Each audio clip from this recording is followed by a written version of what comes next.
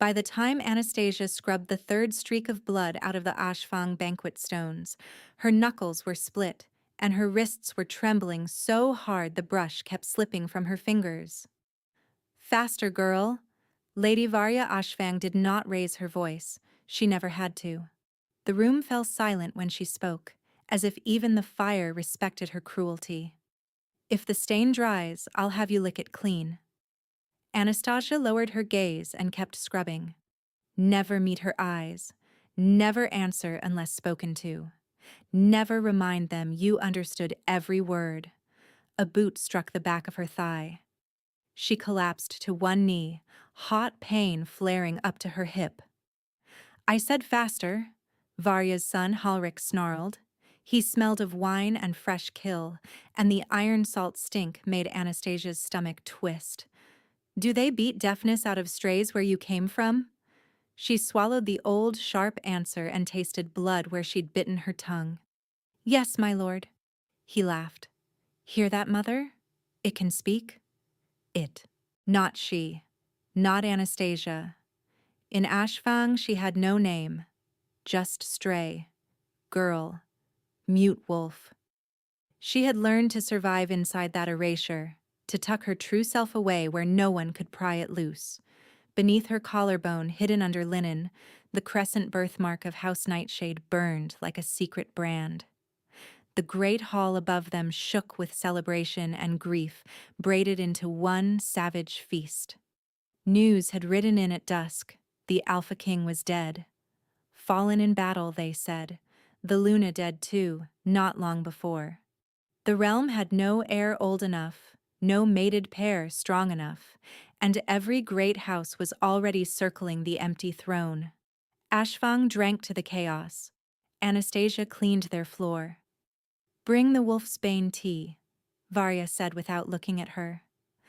Our little house cur keeps getting ideas. Halrik crouched beside Anastasia and gripped her jaw hard enough to bruise. Drink, then back to the scullery. She obeyed because she remembered what happened when she didn't.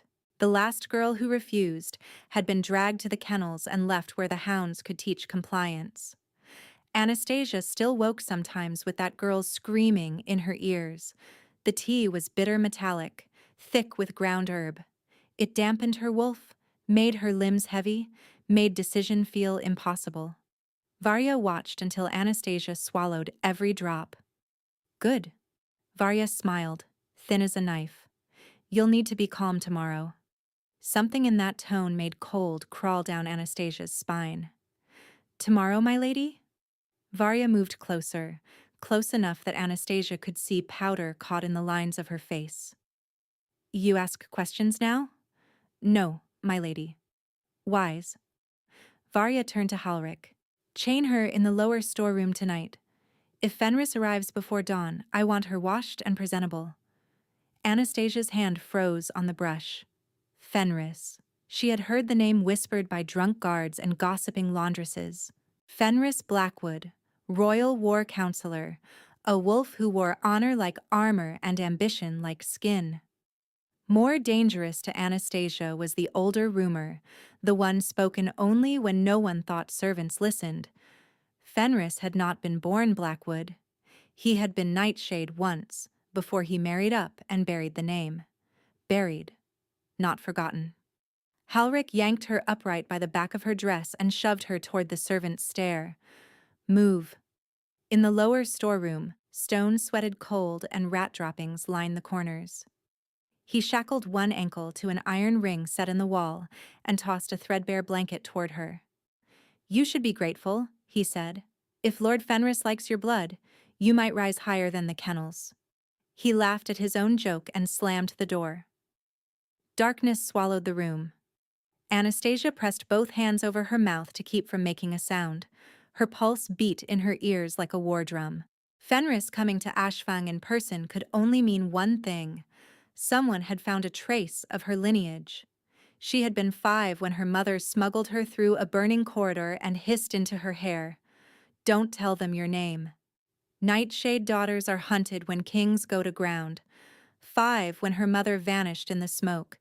17 now, and suddenly tomorrow had teeth.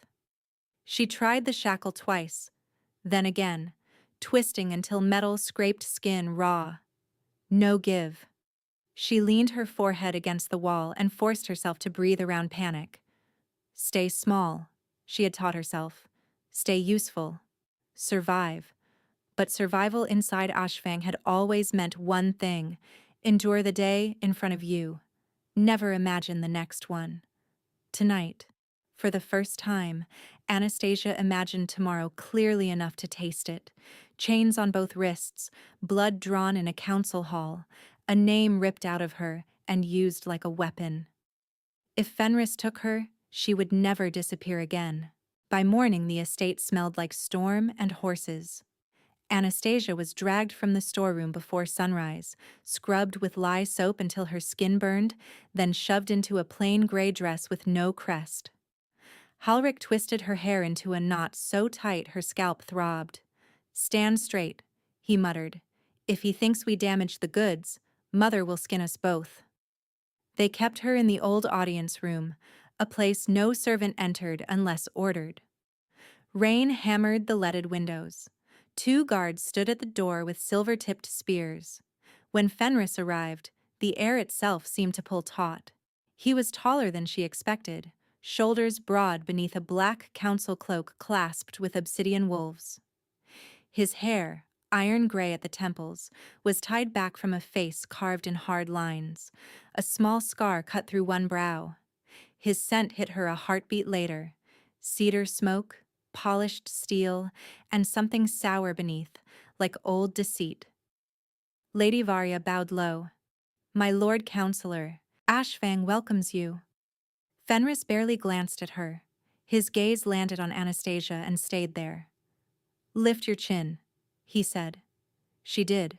His eyes narrowed, taking in her face, the storm-dark hair, the violet ring around her irises that no amount of dirt had ever hidden. He stepped closer and reached for the neckline of her dress. Anastasia flinched back instinctively. Halric struck her across the mouth so hard she stumbled. "Hold still, bitch!" Blood flooded her tongue. Fenris watched without blinking. "Again," Fenris said mildly to Halric, "and I will break your hand." Halric went pale and stepped away. Fenris hooked one finger under Anastasia's collar and tugged the cloth aside. The crescent mark near her collarbone gleamed in the gray light. "There it is," he murmured. Varya smiled, eager and thin. "As promised, my lord. Pure maternal line. Kept hidden, unspoiled, and obedient." "Obedient?" Anastasia laughed once, jagged and breathless, before she could stop herself. "You kept me drugged and chained." Varya's nails dug into Anastasia's arm. Silence. Fenris's expression did not change. "You will travel with me to the capital. The council requires verification. There is talk of an interim coronation to steady the pax." He circled her once, predator calm. "If the blood test confirms what I suspect, you will perform your duty." "My duty to whom?" "To the realm," he said, "and to the Blackwood crown." The way he said crown made her skin crawl. "Refusal," Varya cut in sweetly, "would be treason, punishable by tongue removal, branding, and public chaining." Fenris gave a slight nod, as if confirming whether. "You will not refuse." Anastasia looked from one face to another and understood with terrible clarity. None of them intended to let her arrive as a person. She was a legal key, nothing more. A body with the correct blood to open a locked door, and keys were discarded once used.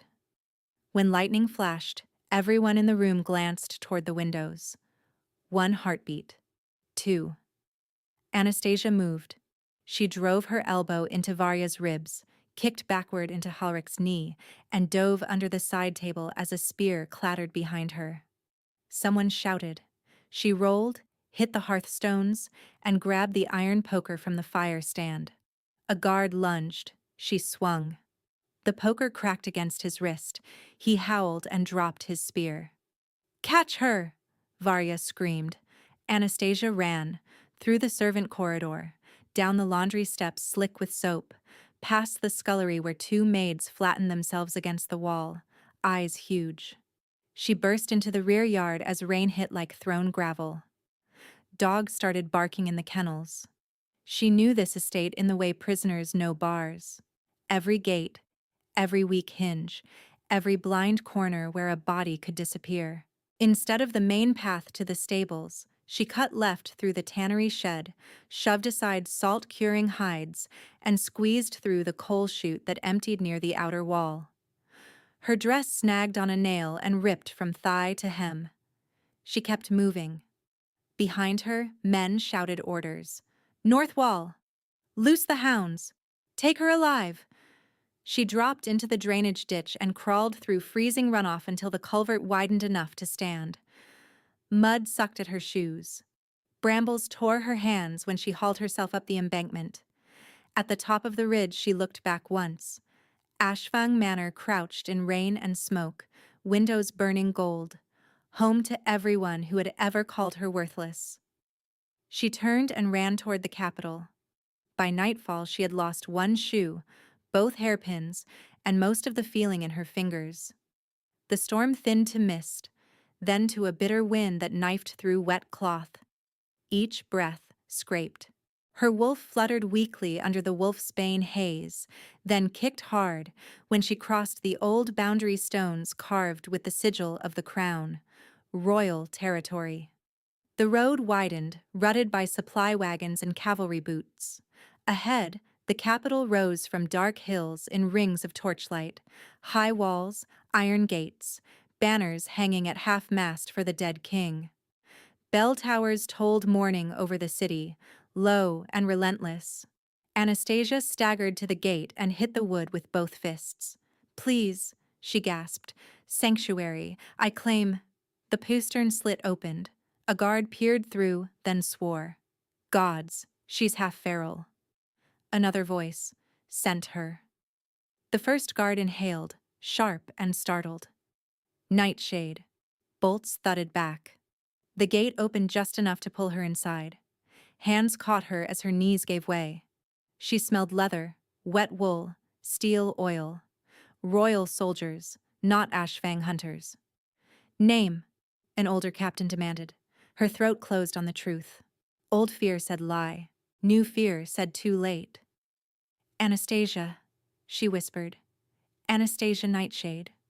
Silence slammed down. Even the horses seemed to stop. The captain's face changed, from suspicion to calculation to something almost like alarm. "Get the council steward, now." She was taken through torchlit corridors she could barely see, wrapped in a scratchy blanket, set on a bench beneath carved wolves and moon discs older than Empire. People came and went in a blur. Scribes with tablets, a healer pressing bitter tonic to her lips, nobles in black mourning silks arguing in fierce whispers. No other legal tie remains. Half-blood at best. Better half than none. The border packs are already mobilizing. Crown her interim until verification. Tonight? Impossible. By dawn, 3 houses will declare competing regents. Do you prefer civil war? Anastasia sat hunched, shivering, while her life was debated like livestock pricing. Near midnight, they led her into the great throne chamber. Torches flared along marble pillars veined like old bone. The royal dais stood under an open oculus where moonlight spilled in a white shaft. At its center waited a circlet of blackened silver set with a single amethyst, Luna's crown. Her feet left muddy prints on the polished floor. A priestess in ash-gray robes lifted her chin and searched her face. "Do you accept temporary burden of the realm until blood and law confirm succession?" Anastasia thought of chains, of Varya's hands, of Fenris's eyes calculating what her death might buy him. If she said no, they would hand her back. "Yes," she said, voice unsteady. "I accept." The crown touched her brow, cold, heavy, real. As the council began the oath, a wind moved through the sealed chamber. Torches guttered blue. Anastasia's skin prickled. A woman stood behind the throne where no one had been, a tall figure in ceremonial white stained dark at the ribs, hair unbound, eyes luminous and far too dead.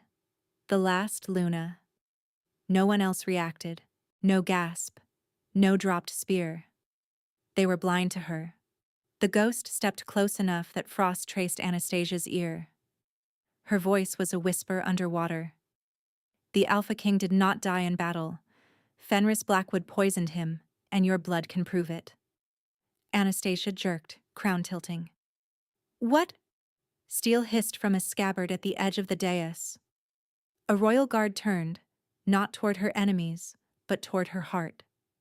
The blade came straight for Anastasia's chest. Instinct saved her before thought did. She twisted hard to the left, crown sliding crooked over her brow as steel sliced her sleeve instead of her heart. Fabric tore. Skin burned. For one impossible beat, the whole throne chamber held its breath. Then the assassin in royal colors drove forward again, face blank beneath the wolf-crested helm. "Protect the Luna!"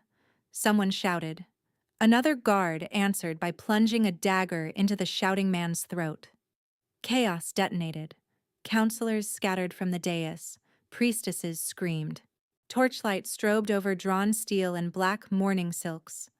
Anastasia stumbled backward, one hand clamped to the crown so it wouldn't fly off, the other groping for anything that could be a weapon. Her fingers closed on the iron oath rod lying near the altar basin. The first assassin lunged. She swung on pure panic. The rod cracked against his wrist. His sword rang against marble. He cursed and rammed a shoulder into her ribs. Pain flared bright white. She hit the steps of the dais and slid. "The catacomb stair!" barked a voice from somewhere to her right. Older, female, fierce. "Move, child, if you want to keep breathing." Anastasia looked up. The dead Luna stood at the base of the throne, blood shadowing her white gown, one pale hand pointing toward a carved wolf relief in the wall. No one else looked at her. No one else even seemed to feel the freezing wind that blew off her spirit. Anastasia ran where the ghost pointed. A blade struck stone inches from her back. Sparks spat. She rammed her shoulder into the wolf relief. For one awful second, nothing happened. Then hidden catches gave with a groan and the panel split inward. She slipped through and slammed it shut behind her as boots pounded on the other side. Darkness swallowed her whole. She stood shaking, palms flat to cold stone, listening to muffled shouts and metal battering the panel. The corridor beyond the hidden door smelled of damp earth, old incense, and centuries of burial ash. Catacombs. Narrow, steep, and unlit, except for a thin seam of moonlight far ahead. "Go," she whispered to herself, because if she stopped, she would curl up and die there. "Go." She tore the crown from her head and hugged it to her chest as she ran. The passage dropped and forked, opened into crypt chambers lined with carved names, then narrowed again into service tunnels used by undertakers and thieves. Twice she heard voices behind her. Once she pressed herself into an alcove as two men in guard armor rushed past, one saying, "Fenris wants her alive until dawn." Fenris. The ghost's words beat with her pulse. Poisoned him. Your blood can prove it. Anastasia waited until their footsteps faded, then bolted down the opposite tunnel and climbed a rusted spiral stair that ended at a warped oak door. She shoved through it and staggered into cold night air. She was in the old west ward of the palace complex, where armories and training yards huddled against the outer wall. Rain had returned as a thin silver mist. Moonlight glazed the cobbles. Somewhere distant, alarms were beginning to ring. Anastasia sprinted across the yard and ducked into the first open doorway she found. Racks of spears, practice shields, oiled leather. The royal armory, deserted except for one figure at the far table, half in shadow, cleaning blood from a long sword. He looked up at the sound of her ragged breathing. Tall, broad-shouldered, dark hair tied at the nape, a jagged scar cut from temple to jaw, pulling one side of his mouth into a permanent hard line. His tunic was plain, but the way he held himself screamed command. His gaze dropped to the crown in her hands, then snapped back to her face, and the world fractured. It hit Anastasia like lightning driven beneath her skin, heat and shock, and a savage, aching rightness that made her knees almost buckle. Her wolf, muffled all day by fear and wolfsbane residue, surged awake with a howl inside her bones. Every nerve lit. The air changed texture. She could smell him as if scent were touch. Iron, cedar, storm rain on black soil. Mate. The word wasn't learned, it was known, carved into marrow. Across the room, the warrior went rigid. His sword clattered from suddenly numb fingers. He took one sharp, stunned breath, as if punched in the lungs, and his eyes flashed. First molten gold, then bright wolf silver. "No," he said hoarsely to no one and everyone. "Gods, no!" He took one step toward her and swayed, catching himself on the table. Then, with visible effort, he dropped to one knee, palm braced on the stone floor as though the force of the bond might throw him if he stayed standing. Anastasia couldn't move, couldn't think. The pull between them was a live wire. Drag closer, closer, bite, claim, trust, home. Heat coiled low in her belly so fast it scared her.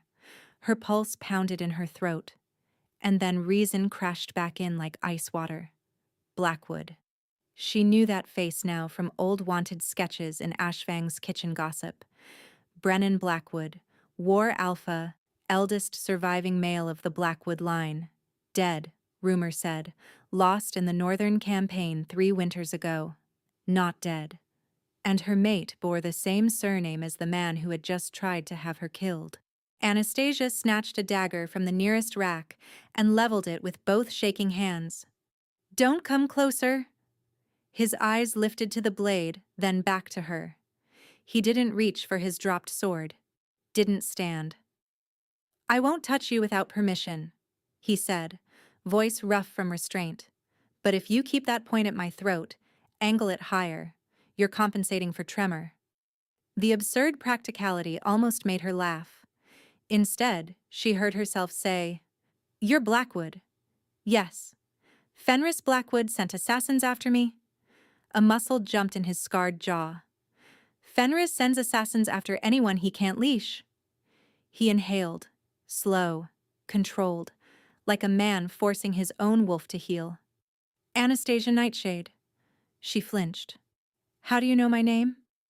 "I was at the outer gallery when they brought you in." Counsel argued loud enough for Stone to hear. His gaze flicked to the crown crushed against her chest. "And because only one woman in this palace would run through a kill box carrying Luna's circlet like she stole fire from the gods." A crash sounded outside. Boots. Voices sweeping the yard. Brennan shifted on one knee, every line of him coiled to move.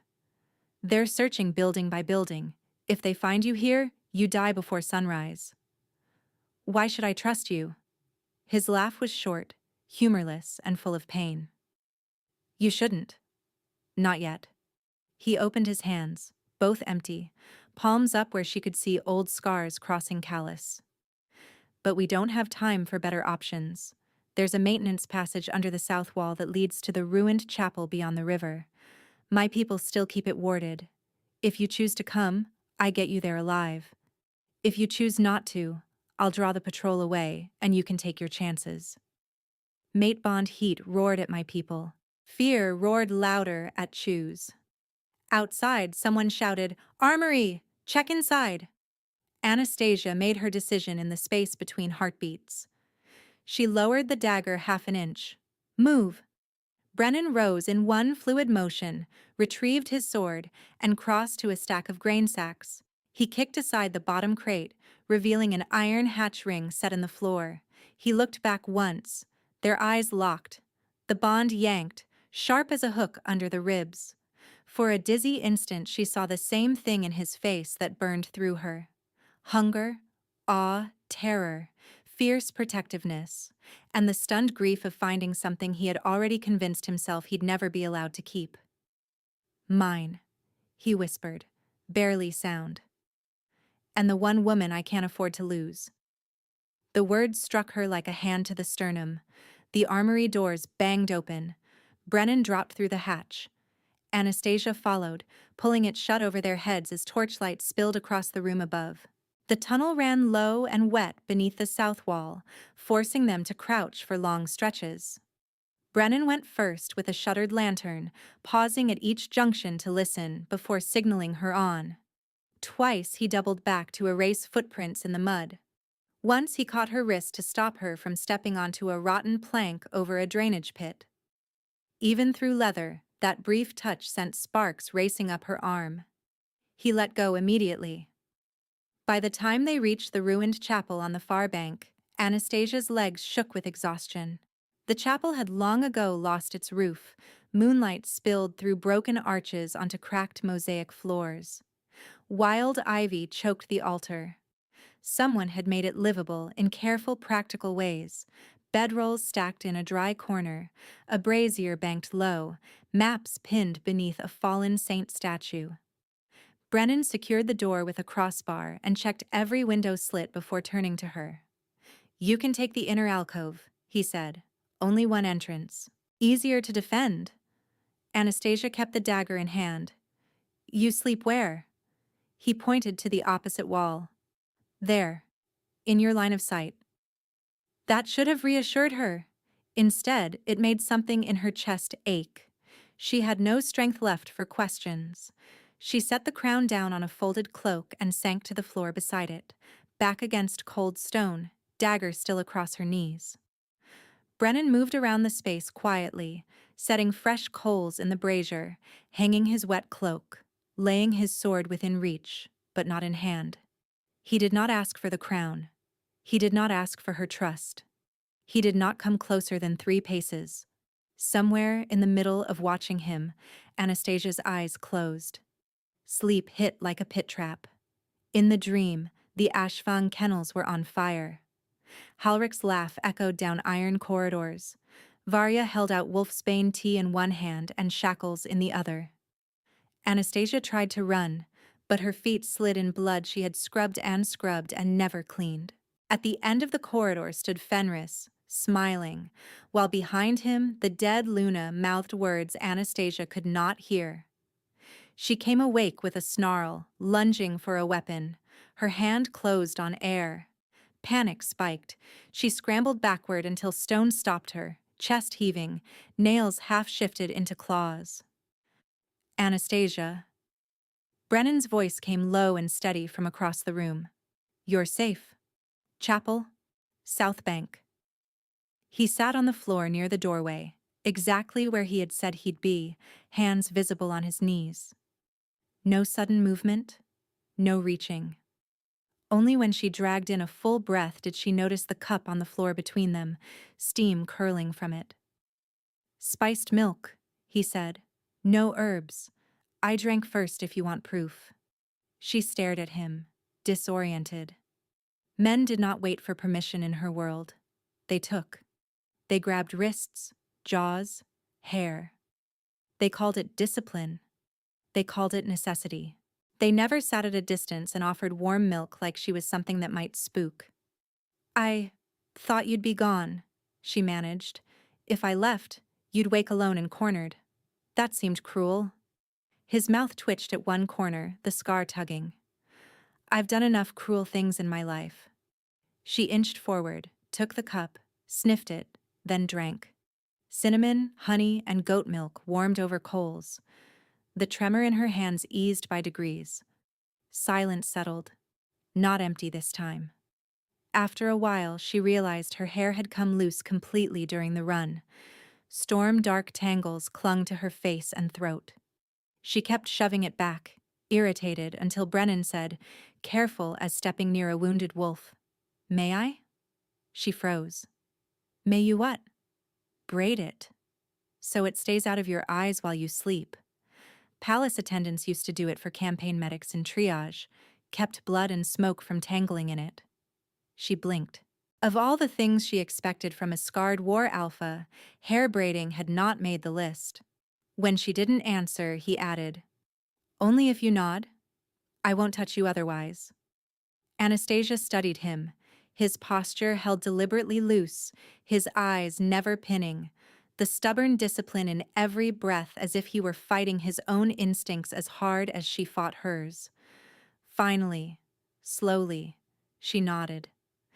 Brennan moved behind her and sat just within arm's reach. His fingers entered her hair with surprising care, separating snarls without tugging, working from the ends up the way old nursemaids did with frightened children. No possessive grip, no claiming pressure at her nape despite the bond screaming for it. Just gentle efficiency and quiet. "My mother taught me," he said after a moment, voice almost absent.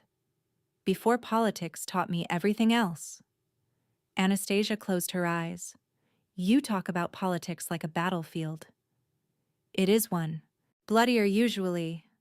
When he finished, he tied the braid with a strip torn from his own sleeve and withdrew both hands at once, returning to his place by the door. "Thank you," she said, surprising herself. His gaze met hers across the dim chapel. "Get some rest, Luna." She almost corrected him. Interim, unconfirmed servant, all the names used to make her smaller. Instead, she pulled the blanket over her legs and let the warmth in her cup sink to her bones. For the first time in years, sleep came without chains. Dawn bled gray through the broken arches when pounding echoed at the chapel door. Brennan was on his feet before the second strike, sword drawn, body between Anastasia and the entrance. She grabbed her dagger and rose beside the altar. A familiar voice called from outside, tight with urgency. "War Alpha, open. Council summons under truce seal." Brennan hesitated, then lifted the bar. 3 council envoys entered under a white flag: a scribe, an elderly judge-priest, and Lady Marrow of the Eastern Pack, draped in formal black. Lady Marrow's eyes went straight to Anastasia, then to the crown on the cloak. Her lips thinned. "By order of emergency tribunal," she announced, "Anastasia Nightshade is required to appear at once for blood verification and testimony regarding the attack." The judge-priest added, "Given security concerns, she will be conveyed in restraint." "Restraint?" Anastasia repeated, ice settling in her gut. "Chains," Lady Marrow said bluntly, "until claim is proven." Brennan's wolf surged so fast the air seemed to crackle. He stepped forward, voice dropping into the formal register of challenge. "No." Lady Marrow stiffened. "This is lawful protocol." "For accused traitors," he snapped, "not for a crowned interim Luna who survived an assassination in your own hall. She is an unverified runaway servant with disputed blood." The words hit like a slap. Anastasia felt every old lesson in humiliation snap awake. Lower eyes, hold tongue, accept it. Brennan did the opposite. He sheathed his sword, then moved to stand directly between Anastasia and the envoys. In one deliberate motion, he unfastened the collar of his tunic and bared his throat, the most vulnerable point an alpha could expose before rivals. Gasps flicked around the room. "I invoke shield right," he said, each syllable ringing. "Any who challenge her claim challenge through me, blade to blade, single combat, witnessed and binding." Lady Marrow stared. "You would risk blood feud for a woman you met last night?" "Yes." The judge-priest frowned. "Your legal standing is compromised, Brennan Blackwood. You were declared dead." "Declared convenient," he corrected coldly. From inside his coat, he pulled a packet wrapped in oilskin and tossed it to the scribe. "Exile records bearing my seal and the king's war mark. I was not dead. I was banished after objecting to Northern Levy disappearances, orders signed by Councillor Fenris." The scribe's hands shook as he opened the packet. Wax seals cracked, inked pages unfolded, campaign reports, command transfer, a writ of exile hidden from public record. Lady Marrow went pale. If those are authentic, they are, Brennan said. And they establish two things. First, that I retain combat standing under royal war law. Second, that this realm has been burying inconvenient truths for years. He inclined his head toward Anastasia without taking his eyes off the envoys. You will address her as sovereign until disproven. You will not shackle her. You will not touch her without consent. Choose whether you leave under truce with that understanding, or bleed on chapel stones to make your point. Silence stretched. Anastasia watched the envoys weigh politics against pride, law against fear, and Brennan's very real ability to kill all three before they reached the door. Finally, the judge-priest exhaled. No chains, he said to Lady Marrow. Under truce, escort only. Lady Marrow's jaw worked, then dipped in rigid assent. She turned to Anastasia and bowed, shallow but unmistakable. Luna, the tribunal awaits. The title landed differently this time. Not mockery, not bargaining chip. Recognition dragged into being by force, if not faith. As they prepared to leave, Brennan stepped back to Anastasia's side. His shoulder brushed hers, light, asking. She did not move away. Your choice, he murmured so only she could hear. I can keep fighting every room we enter, or you can walk in and make them remember who you are. Anastasia looked down at her hands, scraped knuckles, calloused palms, a faint tremor that had not vanished but no longer owned her. Servant hands, survivor hands. Maybe now, ruler's hands. She lifted her chin. We walk in together, she said. Something fierce and proud lit in Brennan's eyes. He offered his arm, formal as court, waiting. After one heartbeat, then two, Anastasia placed her hand on it and let the tribunal see. They crossed the palace causeway under truce banners, flanked by envoys and spears, and entered the tribunal chamber through the eastern doors reserved for disputed blood claims. Anastasia had never seen so many noble wolves gathered in one room. Tiered benches rose in a half-circle around a sunken floor of white marble etched with oath runes.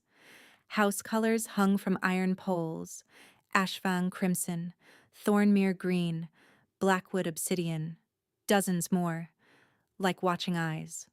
At the highest dais sat the interim council seats, 5 carved chairs under the cracked sigil of the dead king. Fenris Blackwood occupied the center chair as if it had been made to his measurements. He wore mourning black and polished silver, no crown, no visible weapon. He did not need either. Power rippled off him in subtler things. Which captains stood nearest, which scribes looked down when he glanced their way, which nobles leaned in when he breathed. His expression at seeing Anastasia was warm enough to pass for familial concern. Lady Anastasia, he said, rising, thank the moon you survived the attack. The realm has suffered enough blood. The lie was so smooth it almost made her doubt her own pulse. Brennan's arm remained steady under her hand as they descended to the speaking circle. Save your concern, he said flatly. You'll need it for your own accounting. A ripple of murmurs swept the benches. He lives. Brennan returned. Exile papers. Did you hear? Fenris's smile never faltered. My cousin returns from the dead and opens with accusation. How very on brand. The judge-priest from the chapel struck his staff once for silence. Formal questioning began. Name, bloodline, place of origin, claim. Anastasia answered each in a clear voice, even when the words servant and ashfang made old humiliation crawl up her spine. Then Fenris lifted one hand. Before verification proceeds, he said mildly, security protocol requires we address a grave inconsistency. He nodded to a captain. The man stepped forward carrying a sealed evidence box. Inside, on black cloth, lay a torn strip of gray fabric stained dark and crusted at the edges. Anastasia's stomach dropped. It was from her sleeve, the one cut in the throne attack. This cloth, Fenris continued, was recovered beside Her Late Majesty Luna Isolde's private reliquary corridor, where access is restricted. Blood analysis identifies trace from the deceased Luna and from Lady Anastasia Nightshade. The room erupted. That corridor was sealed after the Luna died. Why was she there? Was the attack revenge? Anastasia felt Brennan tense beside her like drawn wire. She forced herself to speak first. That's impossible. I had never entered the palace before last night. Fenris tilted his head in practiced sorrow. Trauma confuses memory. No one wishes to believe you capable of panic violence, but the realm needs certainty. Certainty? Brennan barked a humorless laugh. From forged evidence delivered by your captains? Fenris's gaze cut to him. Cool now. Careful. Sacred court punishes slander. He turned back to the benches, voice carrying like velvet over steel. Given contested blood, assassination inside coronation rites, and now direct linkage to the late Luna's blood, I submit we invoke the purity rite. Silence hit harder than shouting. Anastasia had heard the phrase once, whispered by laundrywomen like a curse. An obsolete law from Civil War years. When succession was disputed, involved claimants could be bound under moon oath and placed under temporary regency for realm stability. In practice, it stripped heirs of autonomy until a regent released them. Fenris spread his hands. Temporary only, humane, necessary. I, as senior war counselor and kin by maternal line, will assume regency duty until truth is established. There it was. Not a mask slip, a blade unsheathed in public. He wanted the throne without wearing a crown, control through law, through ritual, through other people's signatures. Absolutely not, Brennan said. A younger lord stood from the upper bench, voice sharp with fear. And if we do nothing? Border packs are already arming. Rumors spread that Brennan Blackwood carries the Blood Wolf prophecy. More murmurs, uglier now. The king who drowns in kin blood. He'll slaughter rivals to seat his mate. Fenris is right. Contain both. Fenris did not speak the prophecy himself. He did not need to. He let the room speak it for him, then sighed like a burdened statesman. None here desire bloodshed, he said. The right protects everyone, including my dear cousin, should his temper be tested. Brennan's wolf surged so violently Anastasia felt it through the bond, hot and electric. Silver flashed in his eyes. Fenris watched for that exact flash and smiled, almost too small to see. Anastasia understood in a cold, clean instant. This was one piece of a larger trap. Provoke Brennan in sacred court. If he struck first, prophecy panic would do the rest. She stepped forward before Brennan could answer and lifted her voice. I reject your regency petition. Gasps again. Less scandal now. More calculation. As interim Luna, she continued, I demand independent verification of evidence and open accounting of all crown death records, including the Alpha King's medical logs and burial chain. Fenris's eyes sharpened. For the first time, true irritation flickered. Bold, niece, but legality does not bend for volume. Then quote it fully, she shot back.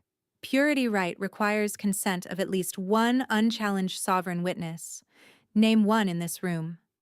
The judge-priest hesitated. Lady Marrow looked down. No one moved. Fenris's jaw tightened a fraction.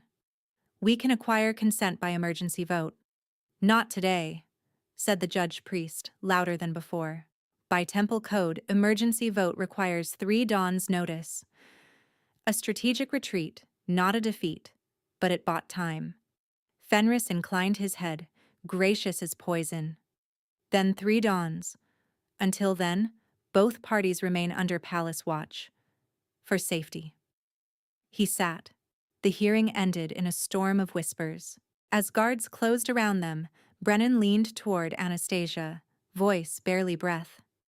You just cut his throat with his own statute. Her hands were shaking where no one could see. Did it bleed? His scarred mouth curved, fierce and proud. Enough to make him desperate. House arrest. Brennan muttered an hour later, shoving open the door to the moon tower chamber assigned to them. A prettier word for a cage. The room was large, once royal guest quarters. Arched windows barred with silver lattice, a writing desk, 2 narrow beds, 1 hearth, 1 door watched from outside by council guards who called it protection and kept hands on sword hilts when Anastasia moved. On the desk lay a stack of notices sealed in black wax. Brennan broke each, scanning fast.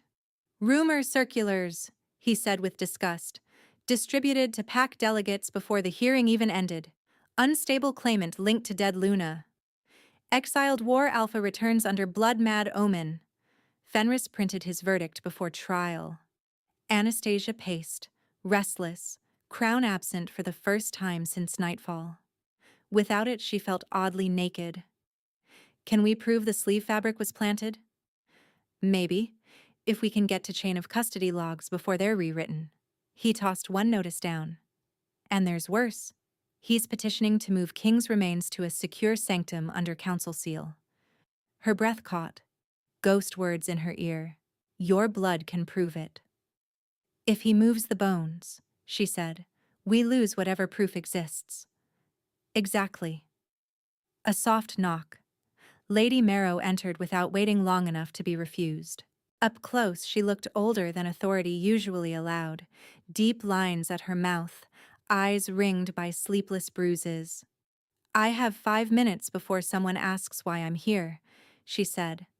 "So listen quickly." She placed a folded parchment on the table, a copy of Fenris's emergency petition docket.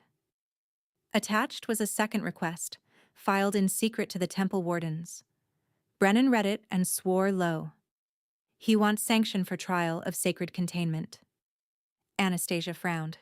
"What is that?" "Court duel with oath wards active," Marrow said. "No one can intervene once blood is called. If Brennan kills anyone in that circle, prophecy clause can be invoked to strip him of command permanently." "And if he refuses to fight?" Brennan added grimly. "They call him Oathbreaker." "Same result. Different script." Marrow looked at Anastasia. "He is engineering a board where every move costs you both." Her voice softened by a degree. "I did not support your coronation. I believed you inexpedient. Today I watched you out-argue men twice your age who wrote those laws. So, don't waste the chance you bought." "Why help us?" Anastasia asked. Marrow held her gaze. "Because I buried 2 sons in the northern levees Fenris signed, and I'm tired of men calling that stability." She left as swiftly as she came. When the door shut, Brennan raked a hand through his hair. 3 dawns until purity vote. Maybe less until he forces a sacred challenge. Anastasia stopped pacing. "Then we move first." He looked up. "How?" She thought of catacomb tunnels, servant passages, keys tucked where nobles never looked because servants were invisible. "Fenris keeps records somewhere private. Not council archive. Too many witnesses. A family crypt maybe, or war vault. He also has whatever can prove poison." Brennan studied her for a long beat. "You're talking about theft." "I'm talking about survival with evidence." A slow, dangerous smile touched his mouth. "There she is." The bond pulsed warm between them, approval and hunger braided together. It frightened her less than before. Outside, bells rang the second hour after noon. Inside, pressure thickened with every minute. Night came early behind storm clouds. Guards changed at dusk. Footsteps and spear butts marked the rhythm outside their door. Anastasia stood at the lattice window, watching rain stripe the Moonwell courtyard below. Brennan sat by the hearth sharpening a short blade, steel whispering over stone. "Do you ever stop planning exits?" he asked without looking up. She hugged her arms around herself. "No." He set the blade aside. "Come here." It wasn't an order. She crossed the room anyway and sat on the hearthrug opposite him. Firelight softened the scar that split his face, made him look less carved from battle and more human, more tired. He handed her a small tin of salve. Your arm. She had forgotten the throne chamber cut until he touched near it and pain flared. He waited. She nodded. He rolled her sleeve carefully and cleaned the wound with warm water. His fingers were calloused, warm, steady. Every brush of skin sent little shocks along the bond, not overwhelming now, just present, like a current under ice. Why weren't you dead? She asked quietly.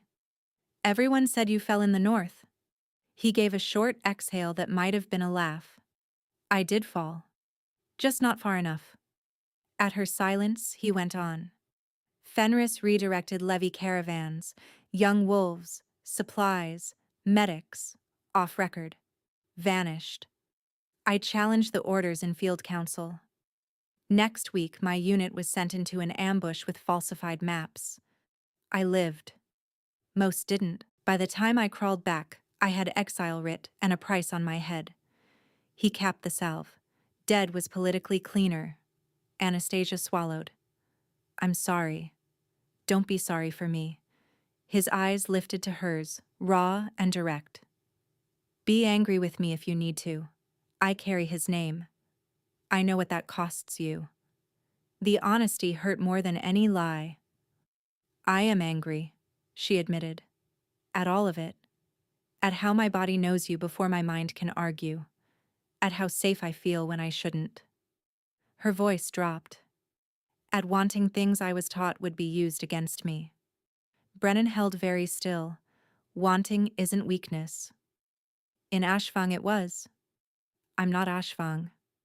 No.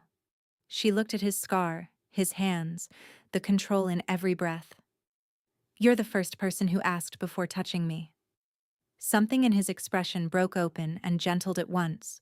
He reached up slowly, giving her time to refuse, and cupped her cheek with the back of his fingers, barely there. Anastasia leaned into it before fear could stop her. The bond flared molten. His pupils blew wide.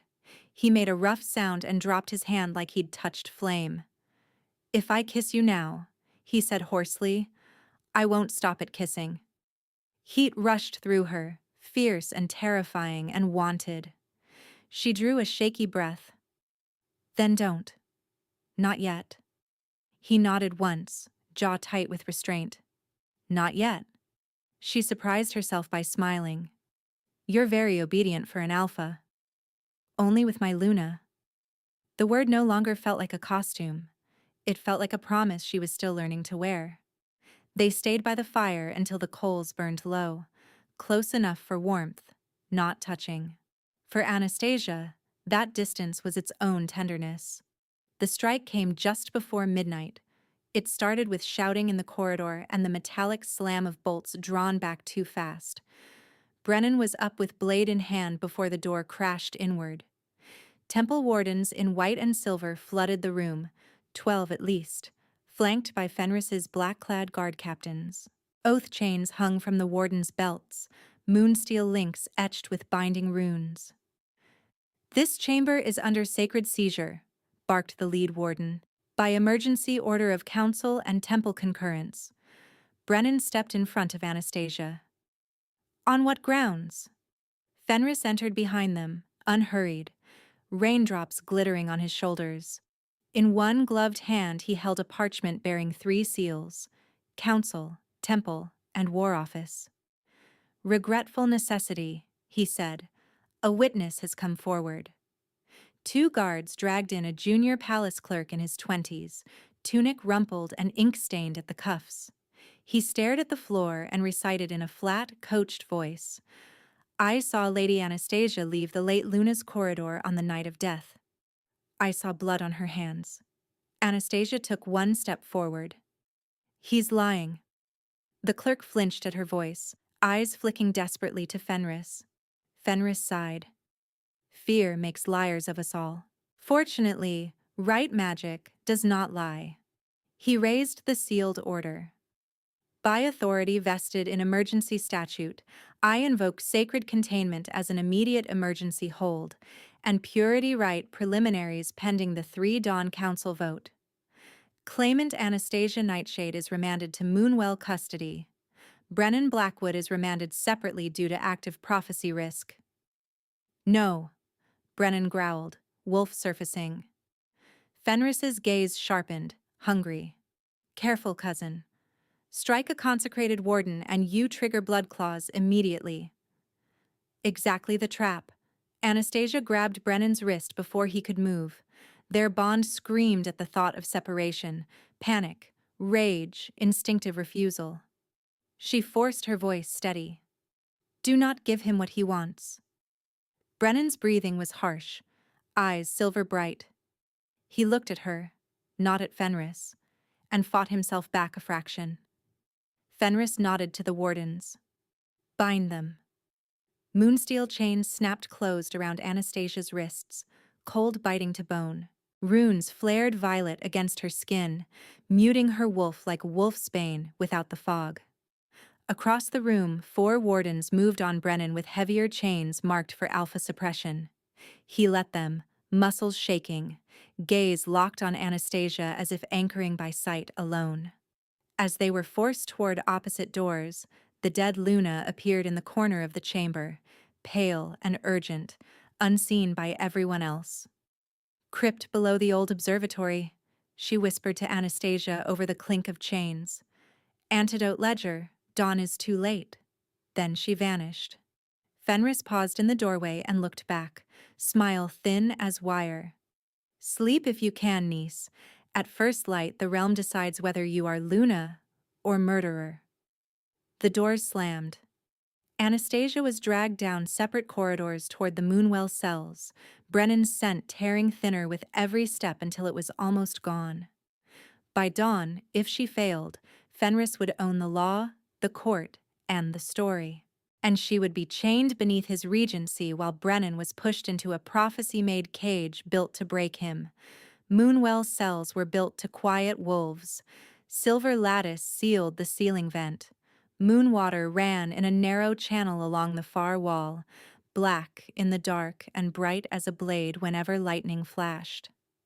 Anastasia sat on a stone bench with moonsteel on her wrists and counted breaths to keep panic from eating her whole. In, out, in. She reached for Brennan through the bond and found him like a storm banked behind iron, alive, furious, held down by force. The distance between them was a tearing ache. Bootsteps approached, bolts scraped. A warden shoved a tray through the hatch, bread, water, a strip of dried meat. Anastasia let her shoulders sag and stared at the floor, servant small. Please, she whispered. I can't feel my hands. The chains are too tight. The younger warden at the door frowned. Orders are orders. Then check them, she said, letting her voice shake. If my fingers blacken and fall off before court, Counselor Fenris will skin whoever failed protocol. The older warden swore under his breath. Idiot, he muttered to the younger one. If she loses circulation, we answer for it. He opened the hatch wider and stepped in with a ring of keys. Anastasia kept her eyes down until he knelt, grumbling, and took her left wrist. Servants learned where people forgot to guard themselves. Belt knot, key angle, breathing rhythm. She moved when his weight shifted. Her knee slammed into his nose. Cartilage crunched. He reeled backward with a shout. Anastasia snatched the smallest key from his ring and drove her shoulder into the younger warden before he could raise the alarm. The tray clattered. Water splashed across rune lines. Containment breach! The younger man yelled. She kicked the moonwater channel with both feet. Water surged, flooding the threshold. Runes flared, sputtered, then blew out in a burst of violet sparks as water and silver ink shorted together. The corridor lamps went dark. Anastasia jammed the stolen key into her cuff and twisted until the lock gave, one wrist free, then the other. She ran barefoot into chaos. Wardens shouted in the black. Somewhere above, bells began to ring. Anastasia ducked left, then right, taking the servant-grade maintenance stairs she had mapped in her head from one escorted walk and a lifetime of being ignored. At the second landing she skidded, hit damp stone, and almost fell into a guard patrol. She flattened herself behind a statue niche and listened. Fenris wants her at the Blood Moon floor now. Where's Blackwood? Sacred holding pit. He demanded combat rights. Good. Give him one. Let prophecy choke him. Boots thundered away. Blood Moon floor. Fenris wasn't waiting for dawn anymore. He was accelerating. Anastasia sprinted for the old observatory wing. The dead Luna had whispered crypt below the old observatory. Antidote ledger. In the storm-dark corridor, ghosts felt less impossible than politics.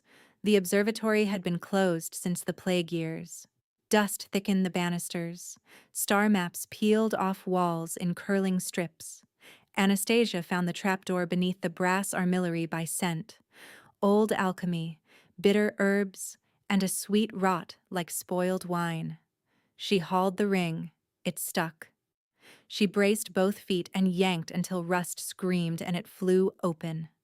Stairs spiraled down into a private crypt lined with Blackwood memorial plaques.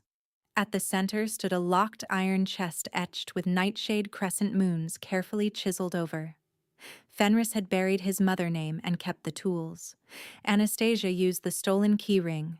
Third key, click. Inside, vials wrapped in waxed linen, ledgers sealed in oilskin, and a glass ampule of clear liquid tagged in old royal script.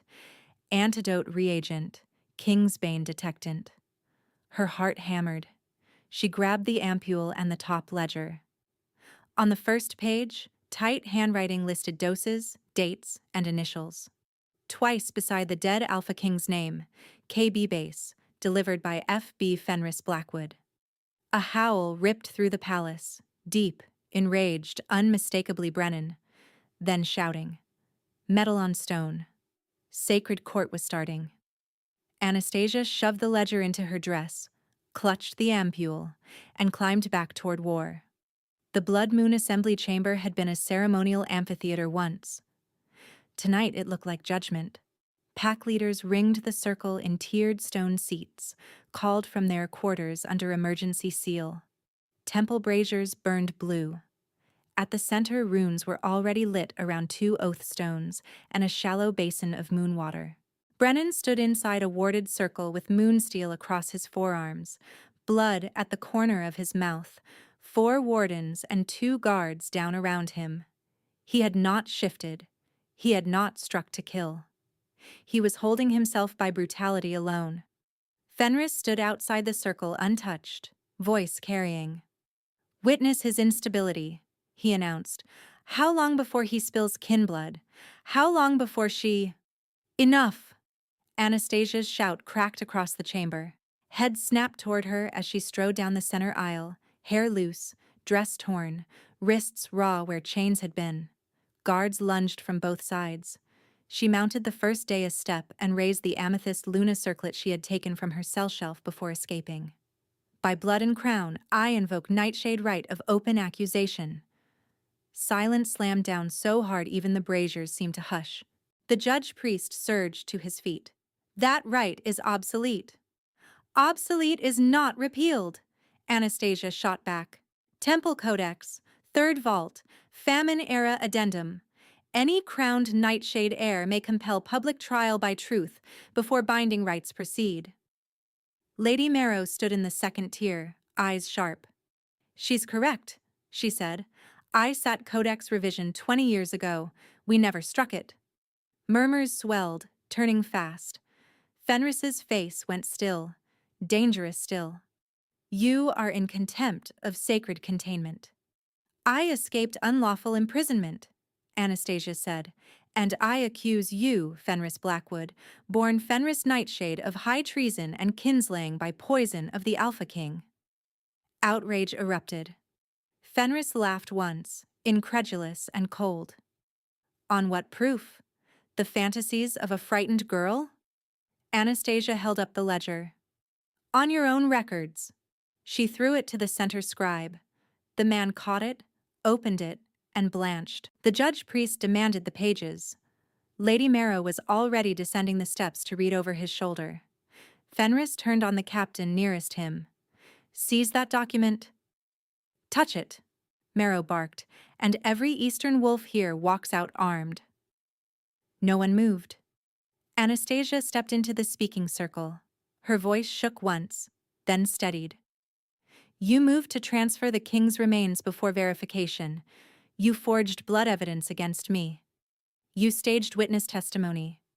You've spent 3 years feeding levy wolves into disappearances and called it strategy. Tonight you plan to trigger prophecy by forcing Brennan to kill in sacred court so you could strip him and shackle me." She lifted the clear ampule. "And you hid the only reagent that can reveal Kingsbane in burned bone." Fenris's mask cracked at last. "You ignorant little—" "Bring me a shard from the Alpha King's pyre reliquary," Anastasia said to the judge-priest. "Now, if I lie, bind me yourself." The priest hesitated. Then, because every eye in the chamber was on him and history sometimes cornered cowards, he nodded to temple acolytes. They ran. Across the chamber, Brennan met Anastasia's gaze through runes and pain. Pride and terror slammed through the bond in equal force. "Careful," his wolf pulsed. "I can't reach you." "I know," she sent back, raw and fierce. "Don't break circle." The acolytes returned with a sealed reliquary tray, ash, char, and a thumb-length bone shard blackened by old fire. Anastasia uncorked the ampule with her teeth. Her hands were steady now. She poured reagent over the shard, then mixed in pyre ash with her fingertip. Nothing. A beat. 2. Then black-violet veins bloomed through the bone like ink through water, branching fast and unnatural. Gasps tore through the tears. The judge-priest stumbled back, whispering, "Kingsbane." Lady Marrow lifted the shard for all to see. "Poison, in the king's remains, before battle." Fenris moved. He didn't go for Anastasia first. He lunged for Brennan's circle, claws half-shifted, aiming to force a kill response in sacred wards. Exactly as planned, Anastasia was already in motion. She snatched a fallen short sword from a warden's belt and intercepted Fenris at the circle edge, steel slamming against his wrist hard enough to turn the strike. Sparks leapt from ward runes. "I call sacred challenge," she said, loud and formal, blade up. "In my name, not my mate's." Fenris snarled. "You dare." "I dare." Her voice rang like iron. "Face me, uncle." They cleared the center by law and fear. Oath runes shifted, redrawing from Brennan's containment ring to a dual circle around Anastasia and Fenris. Wardens dragged the wounded aside. Pack leaders stood. Some shouted for arrest, others for blood. Temple bells began to toll above, counting challenge beats. Brennan gripped the ward line with both hands, muscles shaking. "Anna." "Hold," she snapped without looking at him. "That's an order." He froze, panting, eyes silver bright with helpless fury. Fenris rolled his shoulders, smile gone. "You think a servant can take me? I think a kinslayer can die." He shifted mid-charge. Bones cracked, flesh rippled. A massive gray wolf exploded from his human frame, fur bristling, jaws wide enough to crush a forearm. He hit Anastasia like a thrown boulder. She dove aside at the last second, servant-trained reflexes saving her where noble sword lessons never would have. Teeth snapped air where her throat had been. She rolled, came up, and slashed. Silvered edge scored his flank. He howled and spun. Marble shattered under his paws. Crowd screams echoed. Fenris barreled again, faster, trying to pin and tear. Anastasia gave ground toward the moonwell chains hanging above the old ritual basin, thick iron links used to suspend oath lanterns. She had noticed them earlier. She had mapped the distance. Left feint. Backstep. Another retreat. Fenris lunged with full weight. She dropped low, hooked a loose chain with her blade guard, and kicked the basin lip. The chain swung in an arc. As Fenris passed overhead, she jammed the link under his foreleg and twisted with both hands, using his momentum. He crashed sideways, tangled, roaring. The chain tightened across shoulder and chest. Runes flared where iron met skin, forcing shift instability. His wolf form spasmed and collapsed back toward human in painful jerks, muzzle shortening, limbs breaking and reforming, scream tearing human out of beast. He hit the floor half naked, half bloodied, pinned by oath chain. Anastasia straddled his chest and pressed her dagger to his throat.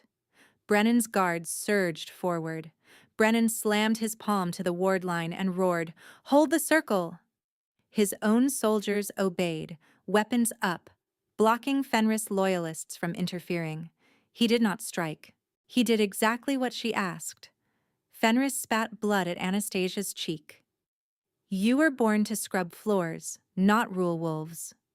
She wiped the blood away with the back of her hand and smiled without softness. "You taught me how low men crawl for power. Now watch me stand."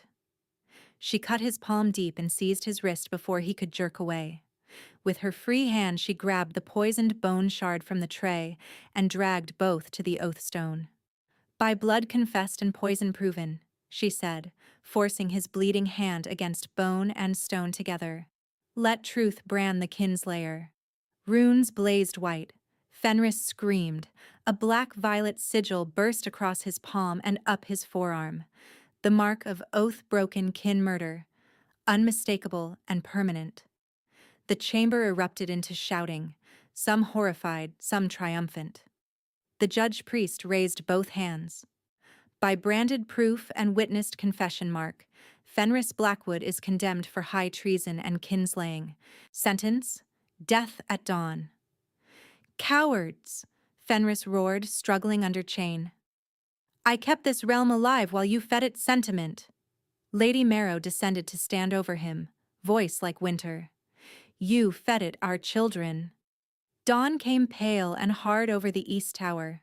Execution was held in the old justice yard before witnesses from every major pack. Fenris was bound to the obsidian post, brand visible on his arm, mouth bloodied where he'd fought the gag. Rain had stopped. The sky smelled like iron and wet stone. Anastasia stood beside the judge-priest in formal black, with the Luna circlet back on her brow.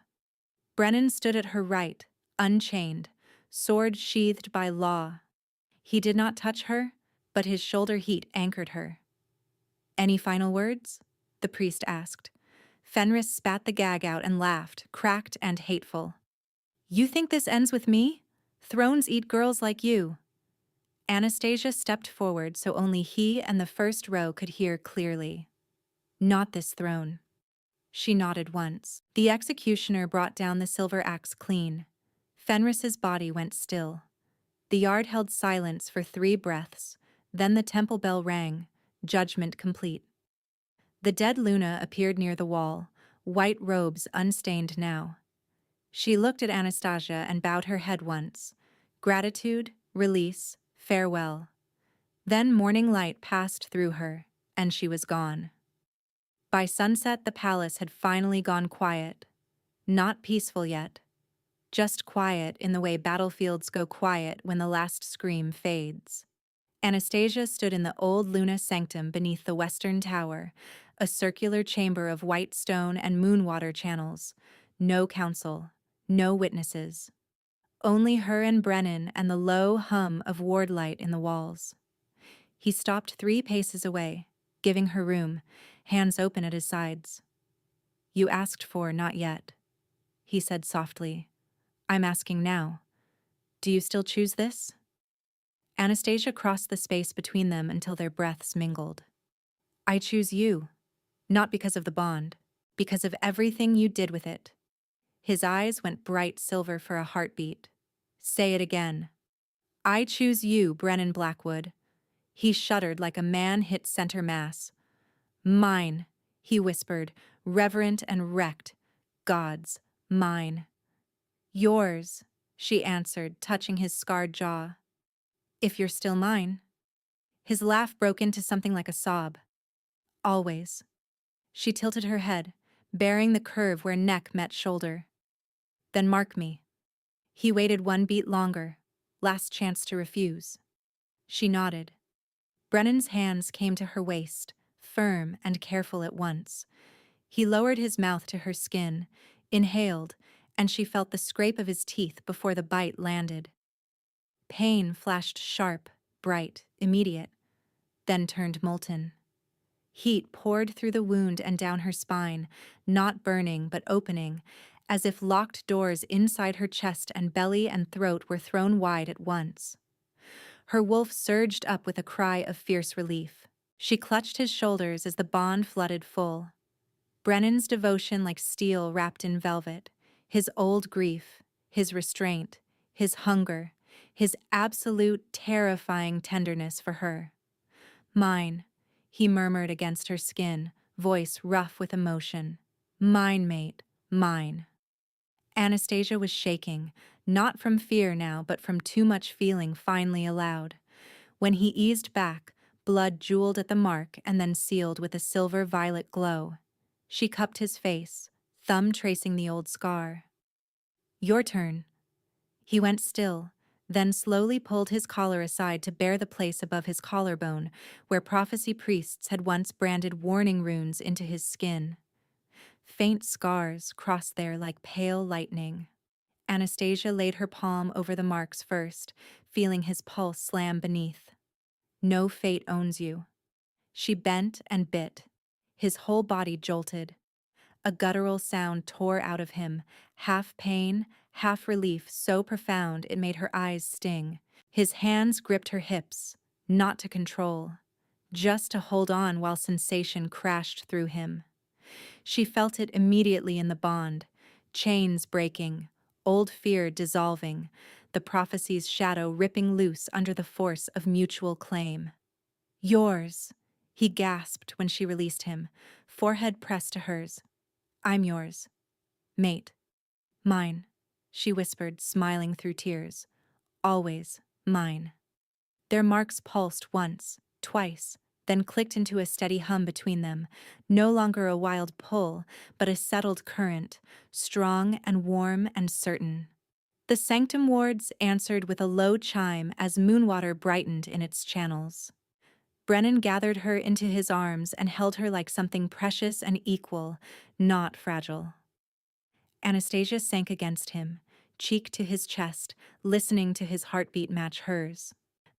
After a long silence, they spoke together, voices braided. No throne above us, no fear between us. He kissed her then, slow and deep and unhurried, and for the first time in her life, Anastasia felt claimed without being caged. 3 days later, under a clear, full moon, the grand court filled again, this time by invitation, not alarm. Anastasia walked the length of the throne chamber in ceremonial nightshade black, trimmed with silver crescent embroidery. Brennan walked at her side in formal war leathers. No crown, a new clasp at his throat bearing both Blackwood Wolf and Nightshade Moon. At the dais, the judge-priest read the Regency Charter aloud. By bloodline verification, witnessed challenge, and assembly ratification, Anastasia Nightshade is recognized High Luna of the Allied Pax. Brennan Blackwood is sworn Alpha Consort and War Warden, bound to council oversight and crown law. Do you accept? The priest asked. Anastasia lifted her chin. I accept. Brennan's voice followed, steady as an oath forged in fire. I accept. The chamber answered with spear butts striking stone in formal acclaim. After the vows, Anastasia did not sit first. She stepped down from the dais and beckoned the first petitioners forward to the lower floor. A laundress with a branded wrist from Thornmere, a kennel boy with collar scars, an elderly servant dismissed without pay after 30 years. Nobles shifted, startled. This was not how coronation nights went. This is how mine does, Anastasia said, hearing the whisper and answering it aloud. By first decree of the High Luna, Servant branding is abolished in every allied pack, effective immediately. Any house that continues the practice forfeits council vote and military protection. Shock, outrage, applause, mixed, loud, real. Lady Marrow rose first and struck her fist to her chest. Eastern Pacan forces. One by one, others followed. Pew! Even reluctant voices bowed to the tide.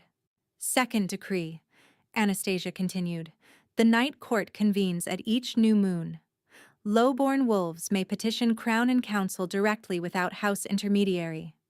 Scribes will record every claim under penalty of perjury. At the edge of the chamber, Varya Ashfang stood under guard, face chalk white, Halric beside her with iron cuffs. Their charges: illegal enslavement, attempted trafficking of royal blood, conspiracy with treason, had been entered that morning. They were led away when Anastasia met their eyes and gave no mercy. When formalities ended, scribes approached Brennan with a thin sheet of temple vellum.